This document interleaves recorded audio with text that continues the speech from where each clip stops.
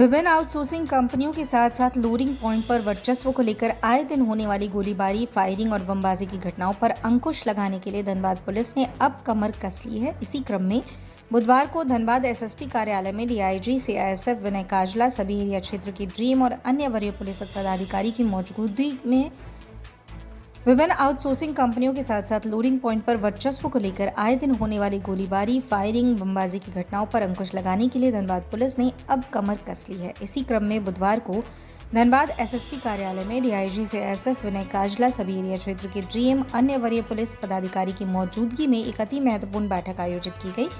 BCCL के विभिन्न क्षेत्र से कोयले की हो रही लूट और चोरी पर पूरी तरह से अंकुश लगाने को लेकर आने वाली समस्याओं पर विस्तृत चर्चा हुई और एक दूसरे के सहयोग से शहर और लोडिंग पॉइंट और आउटसोर्सिंग कंपनियों की कार्यस्थल पर कानून व्यवस्था खराब होने की स्थिति उत्पन्न न हो, इसको लेकर रणनीति बनाई गई। बैठक के बाद एसएसपी हरदीप पी जनार्दनन ने बताया कि प्रभावी रूप से जिले में अवैध कोयला खनन, ट्रांसपोर्टिंग और तस्करी के साथ साथ लोडिंग पॉइंट पर आए दिन होने वाले मारपीट, बमबाजी, गोलीबारी और फायरिंग आदि की समस्याओं पर रोक लगाने के लिए एक संयुक्त बैठक आयोजित की गई, जिसमें लोडिंग पॉइंट पर बीसीसीएल, आउटसोर्सिंग कंपनियों और सीआईएसएफ को विधि व्यवस्था संधारण में होने वाली परेशानियों पर विस्तृत चर्चा हुई।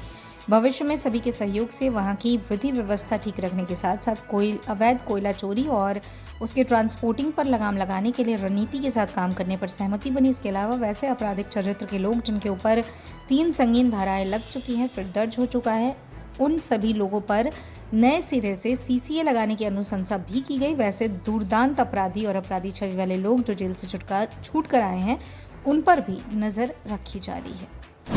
आज धनबाद एक कोयला का राजधानी है। कोयला को लेके हमेशा यहाँ पे कुछ समस्याएं रहते हैं। आउटसोर्सिंग कंपनियाँ का कुछ समस्या रहती है, बीसीसीएल का कुछ समस्या रहती है, उसमें पुलिस का भी कुछ समस्या है, बीसीसीएल का है। ये सब का एक पहले सबके साथ एक सब स्टेक होल्डर के साथ आज एक मीटिंग यहाँ पे किया है।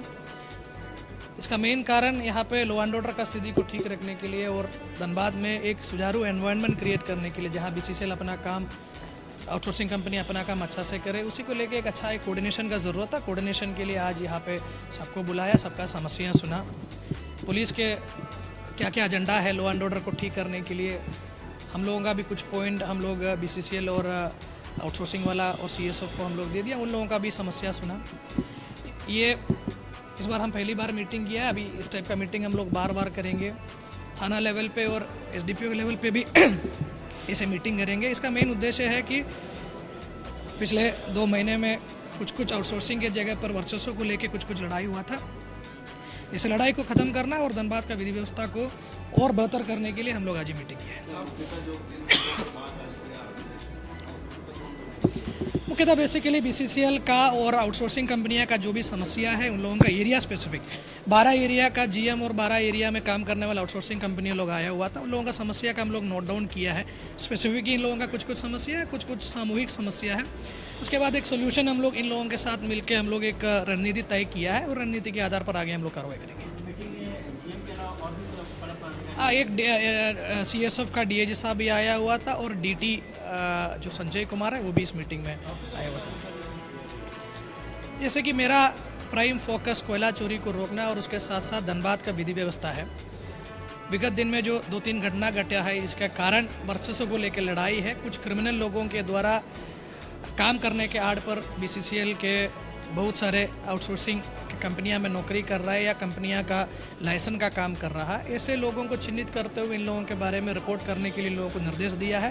अगर किसी भी आउटसोर्सिंग कंपनी किसी भी क्रिमिनल का सपोर्ट अगर करेंगे, उसको मदद करेंगे या किसी रोड सेल के नाम पर अगर कोई क्रिमिनल अपना वर्चस्व के लिए किसी भी आउटसोर्सिंग के जगह पर अपना बदमाशी करेंगे, तो ऐसे लोगों को चिन्हित करते हुए रिपोर्ट देने का निर्देश अभी बीसीसीएल वाला को दे दिया है।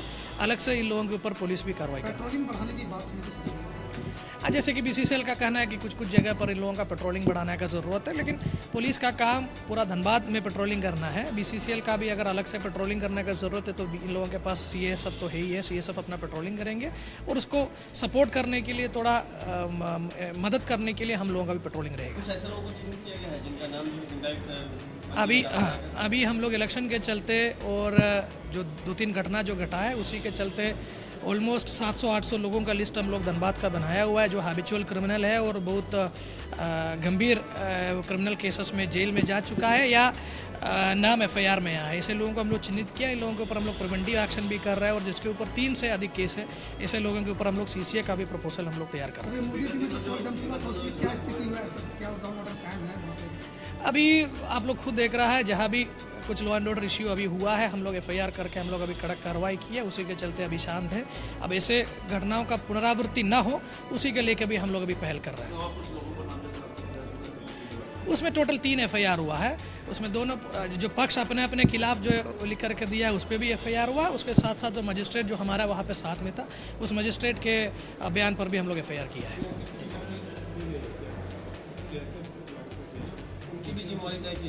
सीएसएफ का जिम्मेदारी ऑलरेडी बीसीसीएल के द्वारा तय किया गया ही है और ये लोग हम लोगों को अपना काम करने में हमेशा मदद भी कर रहा है।